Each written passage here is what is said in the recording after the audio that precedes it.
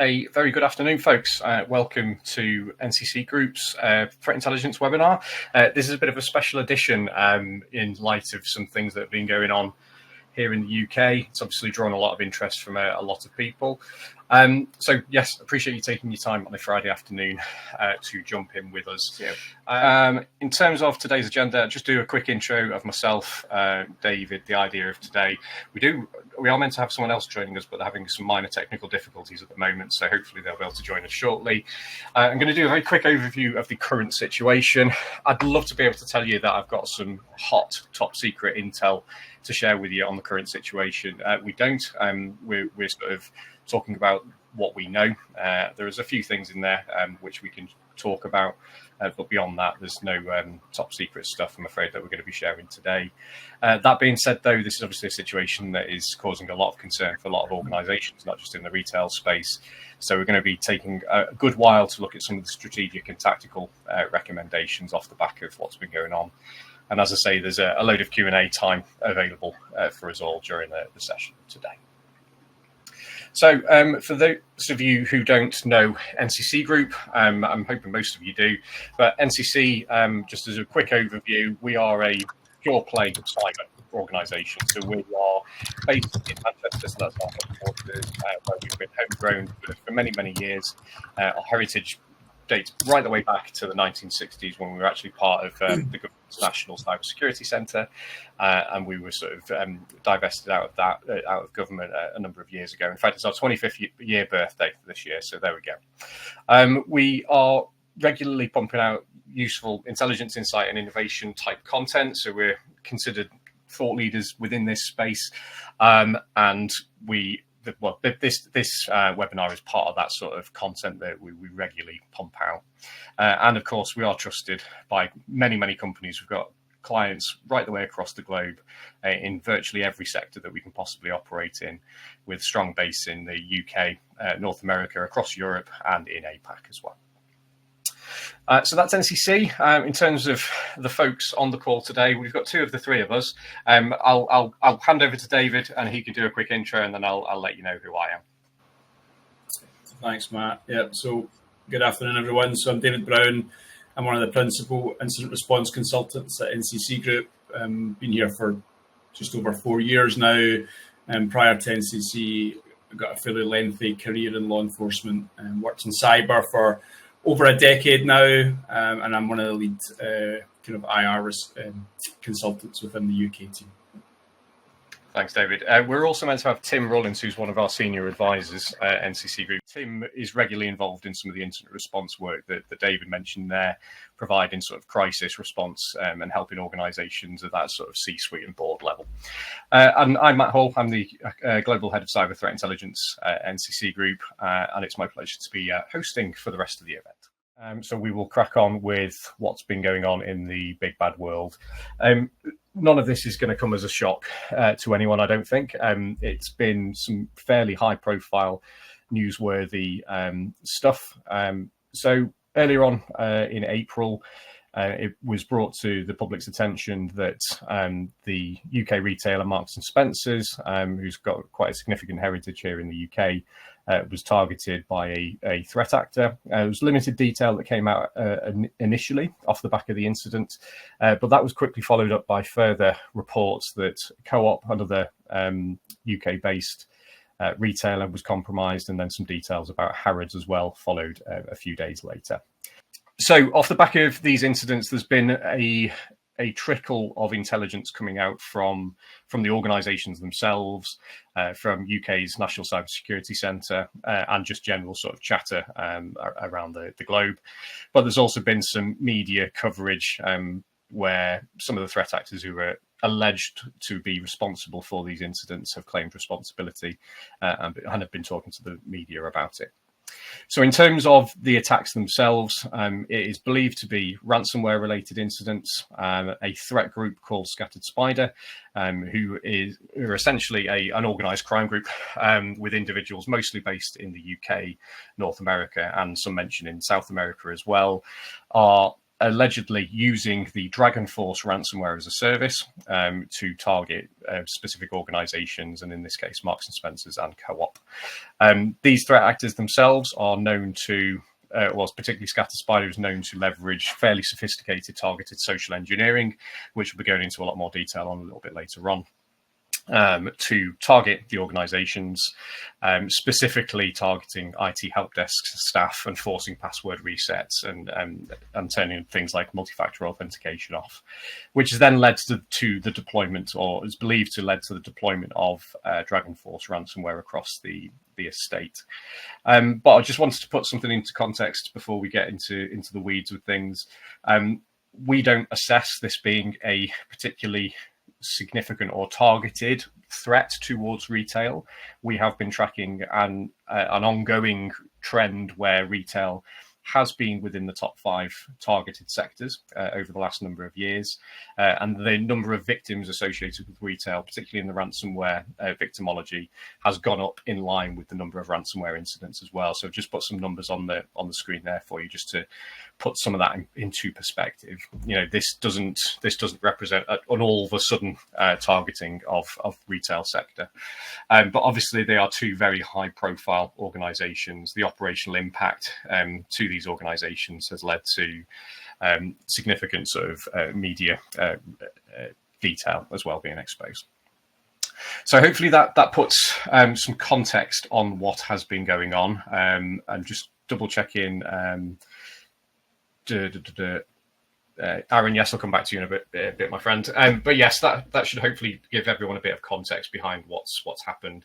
So NCC Group, just to let you know, we issued some alerting to our client base 2 weeks ago. Off the back of this, we've done some proactive research within our managed service environment, some proactive threat hunting around known Scatterspider and Dragonforce ransomware IOCs and TTPs. Off the back of that, then we've started feeding things out to non-clients and just spreading more information about what's been going on, really, just to share some of the intelligence that we're aware of and to help bring everyone else up to speed. And this webinar is part of that ongoing effort to help organizations in this space. So at that point, I'm going to start handing over to David and Tim, who are much more experienced than I am at being able to talk about how these sorts of incidents are dealt with in the work that they do. But Dave, can I hand over to you, mate, just to talk about some of the recommendations off the back of what we've been seeing? Yeah, no worries. Thanks, Matt. Okay, so I guess there's been lots of media coverage around the Scatterspider piece. And of course, many people will be aware that the same threat group were responsible for the MGM attack kind of last year as well. So I think initially what we're looking really to do is to re-emphasize some of the kind of strategic response, kind of what can you do to support being stronger and avoiding situations that we're seeing. And I mean, for those who join Matt's kind of webinars regularly, you know that we'll know that ransomware particularly is about as frequent as it's ever been before at the moment. It's a major issue, and we're seeing that, and as will many of the other organisations that we kind of collaborate and work with across the globe also. I mean, I guess the first point really is, you know, if you do have any concerns at all that you may be compromised, then you should seek third-party assistance if you don't have the internal capabilities to manage something of that scale on your own. It shouldn't be left. It needs to be dealt with immediately. If that's alerts on your tooling, your EDR solutions, you know, they must be monitored. It's no point having tools that you don't do anything with, you know. So if you do identify something, make sure you seek help as soon as possible. And just get some kind of key points here really around that strategic response, very much in line with what NCSC put out. NCC Group are an enhanced CIR partner of NCSC, and you know, so things like deploying phishing-resistant MFA on as many devices as you possibly can from an external perspective in your environment will help you stay secure. Be aware of your assets. The number of organisations we work with who just do not know the number of assets in their environment. They've got no means or ways of finding that out quickly, whether that's unmanaged or managed devices. It's really important that you're aware of the assets in your environment so that they can be patched and remove any vulnerabilities or risks that might be on there. So it's really important. We've got a really comprehensive understanding of the assets. You simply can't defend what you can't see. Other things, and particularly one of the big things really is around monitoring your account misuse. As you'll know from, again, much of the conversation that Matt has on a kind of monthly basis, the credentials, domain admin credentials, enterprise admin credentials are really what threat actors are after. Once they get to that level, it's very much game over from a kind of final payload perspective. We really need to be paying more attention, utilize the tools you've got, consider any suspicious behavior. If you've got Entra ID and you've got the ability to look for risky sign-ons or risky users, we need to be investigating them as soon as possible. And if you do have the ability to monitor anything specifically, pay really close attention to your admin accounts. That will then help you quickly identify any illegitimate behavior and allow you to investigate. With Scatter Spider, we've obviously touched on the mechanisms around phishing and how they get in, and Tim will maybe come to some of that stuff shortly if we can get him with his microphone issues. But really enhance and review your internal processes. It's something we talk about a lot, even just going back to from a fraud perspective in terms of people phoning or malicious spam phone calls around kind of the banking transactions and transferring money to the wrong people. It's no different here. People are naturally trying to trick you to get access, change passwords, get credentials. So look as a business from a strategic perspective how you can possibly enhance those processes around your passwords and try and take away that risk, take away as much of the human element as you possibly can. And the kind of final main piece really for me is around user awareness. We spend a lot of time talking about phishing. We spend a lot of time and we work with a lot of organizations who do phishing simulations. But we don't really much talk about the other techniques that are deployed by a threat actor, such as kind of malvertising, SEO poisoning, where we're very much, as a society, we rely on Google and Bing very, very, very much. And a lot of people will just go and click on that number one link at the top of that Google search.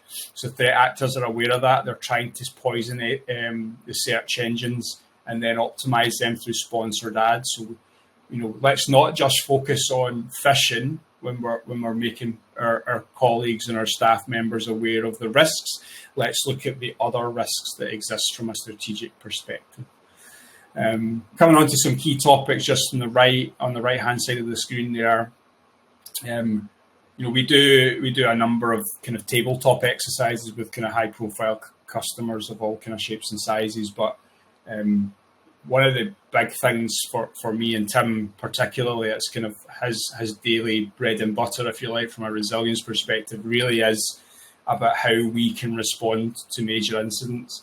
And that really is key. And actually testing and exercising is really important, being able to respond, building out the muscle memory so that when something does happen, because it is now when it happens, it's not so much if, and I'm sure that is reiterated very, very regular in the community now, but it's very much about how we can respond, how you can develop those skills so people are more familiar with your preparedness and what they should do, what their roles and responsibilities are, either in their incident response plans, their business continuity or disaster recovery plans when we've got an outage or an attack on your infrastructure. And the final piece really for me around the key topics is your backups and your priorities for recovering. Do you have a list of critical assets? If you were Marks and Spencers, for example, and you were suffering an attack like they're obviously going through at the moment, would you understand what the most critical systems in your environment are? And that will change depending on the vertical you work in. If you work in industrials, your crown jewels or your most important assets might be your production line. And that will change for every organization. So it's massively important that you're very much aware what your critical assets are, because that will then help you understand what the most important piece of your recovery should be from a strategic perspective. And that's the kind of information that should be written in your incident response plans to allow your teams to respond adequately. Now that we've heard this aspect of what we've got, let's move on to the next slide, Matt, please. I wanted to focus particularly on what can we do about this particular aspect of social engineering, what we in the old days might have called blagging your way in. How can we help improve a process? Now, I've been both a chief security officer and a chief information security officer, trying to organize a method of revalidation of passwords, MFA and the like is very complicated. And what we've tried to do here is to put together some ideas to help you set up your systems and processes to make them more resilient, more resistant to the methods and techniques that Scattered Spider and the like are using at the moment. So ideally, we would say, can you default to a self-service reset portal? So if you are a Microsoft house, the Microsoft Entra SSRP is a good system. It's effective, it's clear. I would certainly suggest that that should be your first way of resetting passwords for when people are looking to change them. Because we know that the bad guys and girls are using this technique to get in to your systems. So let's have a look at those, see how we can do it. It was raised yesterday at the National Cybersecurity Centre's Cyber UK conference that they'd been talking to other CISOs, and I shamelessly steal this from whoever came up with the idea, which was your help desk is specifically designed to be helpful. They get rated on how helpful they are and how quickly they respond and resolve your issues, which is all very well, but it does mean that they're inclined to skimp sometimes on the processes that are linked to resetting a username, password, or MFA token. So what they have done in that organization is to move the authority to reset passwords to the security team, who are already conscious of the threat, a little bit more aware of the methods and techniques that are used by people such as Scattered Spider to do that social engineering, to do that blagging, the tools they use to influence people to do what they want. So do think about whether or not you are going to use your security team to oversee, step in, replace, however it works, your IT team's help desk when it comes to those sorts of password resets. The next one is verifying your caller. And again, a very tricky situation to do, but do not rely on somebody calling you and your systems recognizing their number. It is very easy to spoof a telephone number. So if somebody calls in and says, oh, I've got a problem, my password, my MFA, yada, yada, the first thing you should be doing is going, well, go to the self-service reset portal and use that. The second is, fine, I will call you back, and call you back on a registered number, which does mean that those registered numbers need to be secure in themselves, which means that there needs to be a process in place for resetting those numbers. If it's just a simple call to an HR person to go, oh, by the way, it's Joe here, I need to give you a new telephone number as my authorized number, that's going to be compromisable. These people are very, very good at talking their way into systems and processes. So if it's your HR process they're doing, that's just one step in the chain leading to the compromise. So use a pre-registered trusted number. Ensure that they are maintained and they're not changed easily without strong verification. And then you go within 30 days of changing that number, so you'll need a way of recognizing when it was last changed, that you shouldn't be allowing password resets or bypasses to that telephone number. Basically, you need to do it in person. It's really the only way that you can narrow it down. The other one is use verification passphrases, not guessable questions. We've all seen the examples where what's your favorite car, what's your favorite color, your football team, your internal extension number, your line manager's name. All of those pieces of information can and are obtained by a good OSINT team. So you can't be using those as part of your reset process. So what we're looking for now is a phrase, and that phrase has to be treated as the same way as an individual's password, which means that it can't be reused. It's not shared. It's kept securely. And it's only when you have that passphrase, that is what's used as part of the reset process, rather than any of the guessable security questions. And then, of course, actually trying to disrupt any of those changes, any of those resets, by also maintaining contact with the user over an alternate channel. So, for example, immediately somebody rings in and asks to reset a username, password, token, MFA, whatever it is, an email is sent. Did you request this? Try and messaging them on Teams, on Slack, on whatever other alternate band you've got to go, are you on the phone to me right now requesting a change? And if they're already logged in, you ask them, well, why do you need to log in again? You're already in the system. So there are some practical things that you can do that will make it more difficult for somebody to blag their way in, to use social engineering. And don't forget, the social engineering techniques will rely on those sort of levers of influence. And the ones that we see most frequently working are the authority. It's somebody's boss, somebody very senior calling in, making that request to change. It's done, well, everybody else has already done this. So why aren't you cooperating? Why aren't you collaborating? Why aren't you making this work for me? That's social proof. It's got to be done very quickly. There's that sense of urgency around it. I'm about to go into a senior meeting. I need this detail now. You've got to make it allow me to log in and use my password. So think about those levers of influence. Have a look at Professor Robert Cialdini came up with those 7 levers of influence. Really worth looking at as a way of trying to help educate your teams into resisting social engineering attacks. So I hope that's been useful. I hope you have some ideas, some clues and hints and tips to talk to your teams about, and remind them that a social engineering attack doesn't have to start on a regular telephone call into your help desk. It might start with a WhatsApp message, a Signal message, an approach over LinkedIn, any other way of building that initial relationship. These people are blagging their way into your systems. You need to put the awareness, the training, and the process in place to stop them.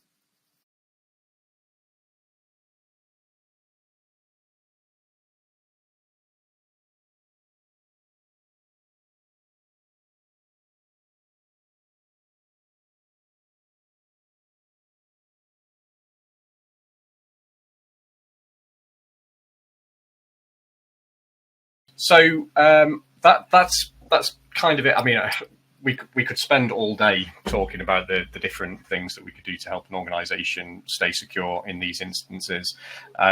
This is, there isn't one silver bullet for how to tackle these sorts of incidents. It's a coordinated approach and different layers of security to keep resilient, essentially. The reason we're sort of zooming in particularly on this tactic in particular is because of what is suggested through the intelligence that's available at the moment around the incidents that have happened within retail, and of course the known tactics that are utilised by Scattered Spider in particular. UK NCSC have also issued some advice around this type of technique as well. So what I'll do is I'll start zipping through some questions, and I'll keep an eye on the chat as well, because I know there's some questions been coming through on there. Verona, you've been at Cyber UK this week. Any reflections on the government's view of that threat response? So if we're talking specifically around what's been happening over the last couple of weeks, yes, I've got some thoughts on this. So I think what was clear, Richard Horne, who's the CEO of UK NCSC, his view is that this isn't just an isolated incident, right? This is something that the UK has to deal with every single day. And it's now one of those things that it just becomes part of that sort of disruption as usual to our organisations and the way they operate. There was a load of advice around how he sees this as a contest, between the good and the bad, so to speak, and being able to deal with what we have to face as organisations, and us as NCC, for example, supporting those organisations. There was a great sort of tagline behind some of the things that were said around controlling the controllable. Now, you can't necessarily control things that are happening in our environment around us. You can't necessarily control the fact that a bad guy might want to attack you on a Friday compared to a Monday, those sorts of things. But what we can absolutely control is the things that David and Tim have rightly been talking about today. So having the right mechanisms in place, the right controls in place to sort of mitigate the risk of these attacks. These attacks will happen, and at some point in time, you will have to deal with one. So having the incident response plans in place and test those incident response plans as well. You know, Tim and I regularly talk about organisations who have these wonderful plans, yet they're covered in dust.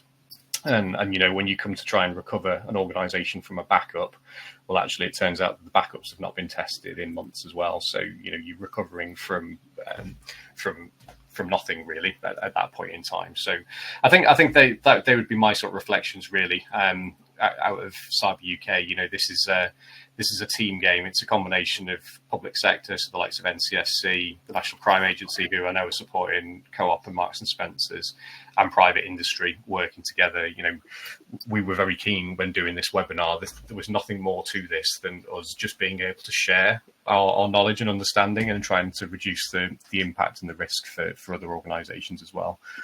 Tim, Dave, I don't know if you've got any views on that particular question from Rope. No, I think we will look at what the government's position is. You know, we are, of course, always working very closely with them to try and ensure that the advice and guidance that comes out from them is practical, useful, and really focused on delivering the sort of outcomes that we as a security company with that real security focus have in any situation. So yes, we will continue to work with them. I think they've put out some good practical advice. Do have a look at the National Cybersecurity Centre's website. They've covered some of the same topics and issues that we have. And as I said, I blatantly stole the idea of, you know, nudging your security team to take over the IT Helpdesk reset response was something that they raised in one of the sessions I was in yesterday. Thanks, Tim. I've just realised as well, so you're sending these lovely questions in, and I know David's been busy typing away, answering these questions, and you won't necessarily be able to see the answers to them. So, David, don't know if you mind, but Adrian asked, what would you define phishing-resistant multi-factor authentication as, and can you give some good examples of that? Yeah, I was going to do that. Yeah, so Adrian, I replied to Adrian in the chat. I mean, ultimately, a FIDO key or Windows Hello for Business, which is more biometrics, would be good examples of phishing-resistant MFA. The other, of course, would be kind of certificate-based authentication, where it uses cryptographic keys to kind of confirm your identity. So it's more about moving away from, you know, what can be intercepted by a threat actor using a mobile telephone through techniques like smishing and things like that, to more hardware tokens or biometrics. And a lot of the guidance now coming out from NCSC is very much around kind of phishing-resistant techniques. And of course, as we start to move to cryptographic kind of passkeys and things as well, that we're hoping that these, I'm sure. And of course, the threat actors will be actively trying to bypass all of these techniques, of course, and I'm sure eventually they will find a way. But that's why we just need to keep moving forward as a kind of community to try and make sure we can find ways to keep them out. And just to build on that, NCSC announced yesterday or the day before that they have joined the FIDO Alliance. So they are very firmly in that house of phishing-resistant activities. Lovely, thank you. Where are we? Aaron. So Aaron's interested, and might throw this over to Dave and Tim as well, is wondering if we can give any insights that are pertinent to UK government entities who deal with the public. And reading into Aaron's question, because he followed up with me, this appears to be in terms of working with partners and working with supply chain. So how can organisations who have these beautiful big supply chains and work with other parties try and reduce the collateral type damage that you could be exposed to as a result of this sort of incident or this type of attack. Sam, I don't know if you have any thoughts on that, mate? I think we're back at the classic supply chain risk assessment, understanding where you share data and with whom, so that you really understand, consider it an extended asset register. Understanding who's got your data, where it's going is going to be important, because only once you understand that, you can understand some of the attack vectors that may be used against you. So once we've got a good comprehensive understanding of those supply chains, you can then ensure that there are contractual requirements in there in order to try and improve the situation. We've seen the use of Cyber Essentials, and the figures that were being bandied around again at Cyber UK were, companies with Cyber Essentials are significantly, very, very significantly, I can't remember the exact number, it might have been 92% less likely to have to claim on their cyber insurance. So, ensuring that some of those basic measures are in place that are covered by Cyber Essentials, I think is going to be a good thing for all organizations to be pushing into their own supply chain. Are we going to see the government move away from usernames and passwords? Eventually, yes, I think they will. There are bits of the government that are already looking at how can they interact better. There is a GovID process that's going to come out. Again, it's being worked on, that will improve the ability to authenticate to government type systems. It's coming over the hill, but at the normal HMG speed, it's going to take a while to get introduced. Yeah, just to follow up there, Tim and I have had quite a lot of experience over the last few years of having to attest organizations who have been subjected to attacks, to those who have got supply chains and got shared networks through third parties, and actually how organizations bring them back online, and how can you trust the remediation steps that have been taken. There's a really big piece of transparency required between organizations when they've been impacted.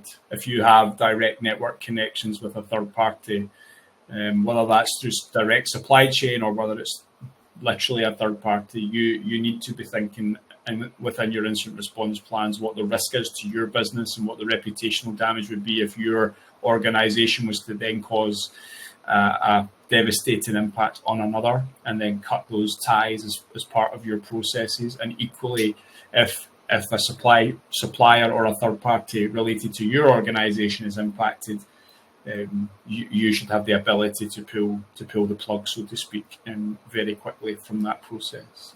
Might just pick up on Mohammed's point. Yeah, please do. Yeah, it's a good one. Yeah. So Mohammed in the chat's asked how we anticipate AI and deepfakes affecting phishing attacks. I spoke about this recently, actually, in London. I mean, I guess the key thing there. So AI, people are concerned about AI, and NCC have actually done quite a lot of work around our AI piece, both in terms of research and also in terms of delivery. But for me, as a defender with an incident response, AI actually, I think, will have a more meaningful impact for us as defenders than it will for an attacker at the end of the day. What it will mean for an attacker is that they will be able to speed up the attacks. They will be able to push things quicker. They'll be able to once they gain initial access, they'll be able to deploy. And I guess the dwell time of a threat actor across the ransomware industry over the last 3 years has probably dropped from somewhere in the region of 3 to 6 months to as little as 3 hours, I think we're seeing now. And I think SafePay are the one that are leading the way there in terms of getting access and then deploying really, really quickly. Now, AI will speed that up, but equally it will speed up the way that we respond, both in terms of an incident response perspective, and AI will be utilized to automate some of those processes, no doubt, but also from a defense process in terms of SOC automation, utilizing AI to detect different types of attacks. Deepfake phishing is a really interesting one. Deepfakes have been around for a number of years. I think I think the key there is it goes back to the whole M&S piece and the co-op piece around what we understand to be a phishing attack. Now, if we go back to the Arab incident from, I think was it 2024, where the CFO was tricked through a Teams message to share $25 million from a British company using voice emulation or deepfake technology. And actually what deepfake technology is going to do, it's going to get harder for us to detect. And that's where the processes that we've touched on today are so vitally important to your organization, because what we see at the minute, and if we think of the things that have been published around the North Korean actors who are trying to kind of get in behind recruitment and gain financial benefit, which I think is predominantly, and the intelligence suggests that that's been sent back to North Korea to support the regime. What that will be is they will get better. So what at the minute you will probably get the voice with no camera, but within 6-12 months it will be full camera, full voice, and it'll be very, very difficult to determine. I mean, at the minute you can see inconsistencies, with the movements of mouths, twitching of the eyes. These are the kind of signs that you can identify from a video. It's much harder to detect it in speech. But again, any slurred speech, any difficult words that these individuals might struggle with based on the technology, but that will get stronger and it will make it much more difficult to detect. So it becomes back to the piece around resilience and processes and how we manage that as an organization. And that's the real key around that. Yeah, thanks. The one area where we have seen an improved phishing was around things like the Japanese have started to suffer from phishing attacks. Traditionally, the Russian organized crime gangs found it very difficult to write a convincing phishing email in Japanese. Now, with the use of AI, they're able to get the tone correct as well as the language. And I think so they have seen a response, but it's very, to David's point, it's fairly specific. The advice around turning your camera on and making sure that everybody on a Teams call is who they say they are is a good thing. Again, one of those little tricks. We have seen in some of the investigations that we've done, the post-incident investigations, that the threat actors have actually been on Teams calls, listening in to stuff that's going on inside the organization. So insisting on Teams being visual with the camera turned on, looking to see whether the individuals are interacting in a normal way, at least for the time being, is a start. And I was on my first Teams call last Friday when I was running a briefing where one of my colleagues wasn't on camera and the client called us out on it. And I would say absolutely well done. And we resolved that situation. So, they're doing it internally. They're doing it now with their supply chain. So again, make sure you're doing the same thing. Yeah, thanks, chaps. Mohammed, so I guess in summary, artificial intelligence, particularly the use of large language models and deepfake, it's lowering the barrier of being able to conduct more believable social engineering type activities. But to Dave's point, I think there's going to be an intersect at some point where the defensive capabilities are going to start outweighing that. Although that's on its way, I think. Where are we? Mark Rodbert, do you think that SaaS adoption presents an additional risk? Well, I'm going to kick this one off if that's okay, because did a talk about this at Cyber UK this week around supply chain. Supply chain doesn't have to be a company that you work with. It doesn't necessarily even have to be a SaaS solution. It can be a bit of kit. It can be some CCTV, the IP phone that's sat on your desk. that all forms part of that supply chain. And obviously SaaS adoption, yes, will form part of that. I mean, if we look at Klopp, for example, the very infamous crime group, they have repeatedly targeted SaaS file sharing type solutions and had great successes targeting organizations there. So yes, it does present an additional risk, but doing the due diligence on those vendors that you work with in the first place when it comes to actually onboarding and making sure that they're sticking to their guns when it talks about the processes and security that they have in place is all really important. One thing that I recommend as well is, if you have the capacity to do so and the capability to do so, keep an eye out on forums and markets, and do a degree of digital risk monitoring against your partners and supply chain as well. So if there is something that is all of a sudden exposed, so a load of breach credentials, for example, lands in a particular marketplace or forum or something similar to that, it can give you a bit of an early indication as to whether something might be going wrong within your within your third parties. Obviously, put the right legal mechanisms in place if you are going to do that monitoring in the first place, but it's a good step. Tim, David, I don't know if you got any thoughts on SaaS other than what I've just said. No, that's fairly well covered, right? I think we definitely will see much more cloud adoption, and particularly in smaller organisations. I think I worked with one customer particularly who basically took their entire infrastructure and put it into Salesforce. So they built their entire environment in Salesforce, which is great, and it provides a really strong footing, but you're very much reliant on Salesforce for your entire business model at that particular point. So, like we all talk about, we rely on Microsoft so heavily, and when CrowdStrike broke the world last year with their Blue death by mistake, then we've seen the panic at that particular point. So if we start pushing everything to SaaS, it's a great model from a security perspective if we can keep and manage the vulnerabilities and all the other bits and pieces that will go with that, which will just come naturally. So I think there's definite benefits, and there's definitely some negatives around SaaS. Cheers, Mike.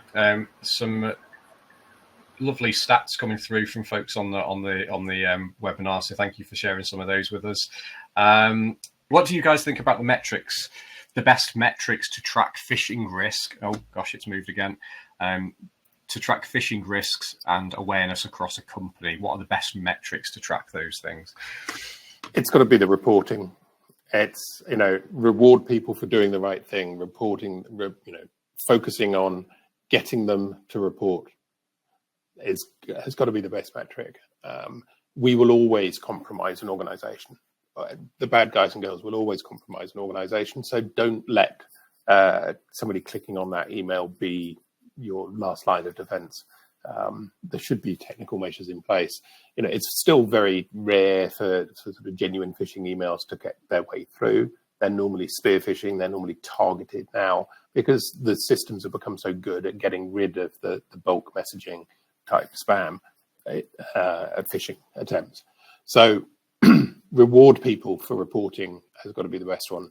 Make them aware, help them become better at spotting them, give them the time to respond, to think that stop, breathe, think, and then act. Otherwise, metrics around this area are an interesting discussion point. Can you prove that you're going to get better or not? Not really. Things go up and down. You'll always be able to achieve penetration of an organization with spear phishing if you wait and try hard enough. Thanks, Tim.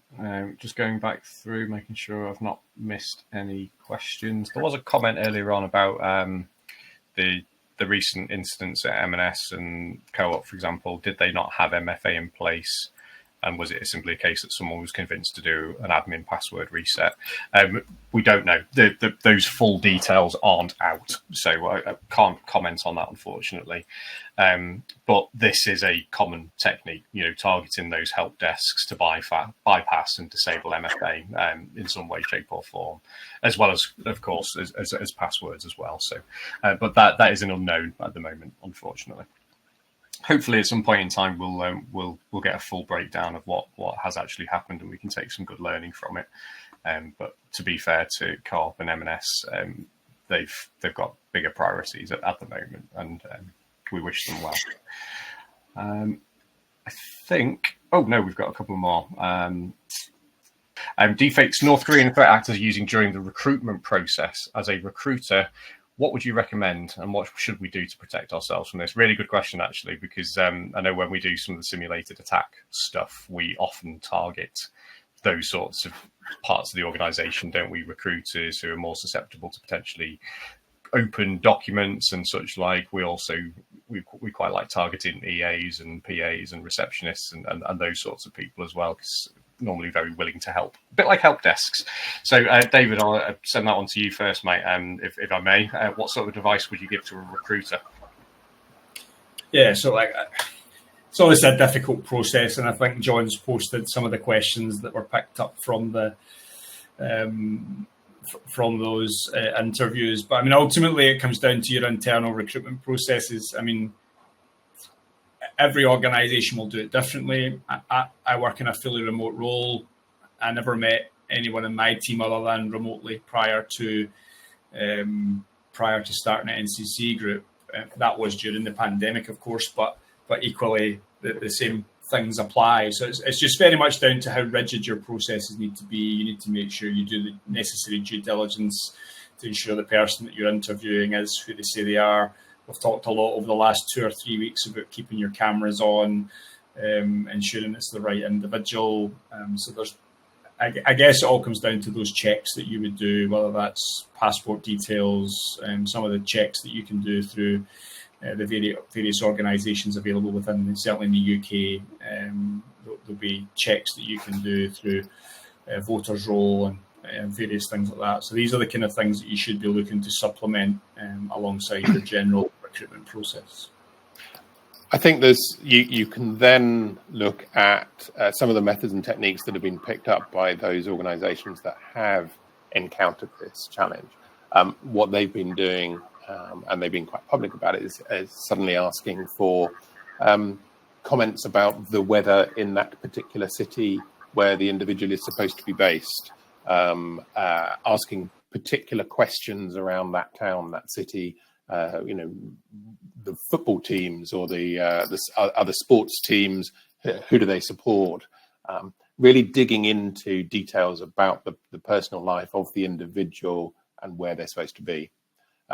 The other thing was for looking out or listening out for people repeating the question and then the pause as they were hearing it, talking it into one of the AIs, the sort of the chat GPTs, the large language models, and then waiting for the response in order to be able to parrot whatever that machine was telling them was the right answer.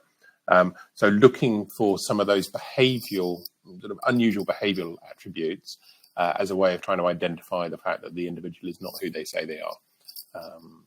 Really, it comes down to those personal questions, knowledge about the local location where they're supposed to be, a little bit of background about, again, the country that they're supposed to be being from. So a lot of the North Koreans were pretending to be from other Asian countries. So having some knowledge, some questions that are particularly that a person from that country would know, right off the top of their head. So who is the Prime Minister of Vietnam? Who is the, if you're supposed to be Vietnamese, it's the sort of thing you would probably know.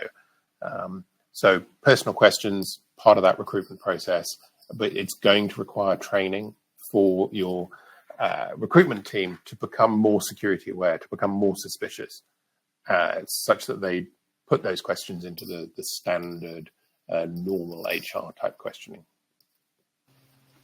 Thanks, chaps. Really good question coming up here. I guess sometimes cybersecurity investment can be seen as an afterthought. That doesn't sound familiar, does it? How can finance help here when it comes to budgets and business cases for investment? Really good question. Yes, I think that probably resonates with quite a few of us cybersecurity professionals in the room. But finance asking how they can help. Chaps, I'll open up with you guys if that's okay. Yeah, using the language that finance understand. So being able to talk about risk and really being able to express yourself clearly and articulately around those issues of risk. What level of investment is going to lead to a reduction in risk? That's the simple way that you will get investment. So they need to be able to look at the return on the investment. So constantly flooding them with requests for the latest, the shiniest tool, just because you want it, isn't going to get the same level of response as a well-argued business case. And if you don't know how to construct a business case for investment, go and sit down and talk to finance. understand from them what are the triggers that the person who controls the purse strings, your CFO or your investment board, what are the points that they are looking for? Work with them. We've got to break out of the traditional silos, otherwise known as columns of excellence. You've got an excellent security team. They've got an excellent finance team. Go and sit down with them. Get them to explain to you as a cybersecurity professional what the best way of triggering the response that you want. What levers of influence can you use to demonstrate that your business case is robust, will stand up to scrutiny, is well balanced, and will achieve the investment that you're after? So work with them. They're not your enemy. They need to be brought alongside. Yes, it's probably,